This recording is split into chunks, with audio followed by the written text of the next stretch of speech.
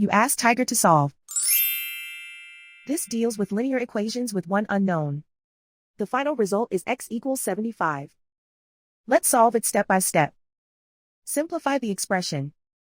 Find the greatest common factor of the numerator and denominator. Factor out and cancel the greatest common factor. Swap sides. Isolate the x. Multiply both sides by 300. Group like terms. Multiply the coefficients. Simplify the fraction.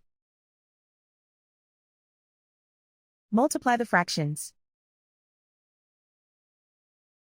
Find the greatest common factor of the numerator and denominator. Factor out and cancel the greatest common factor.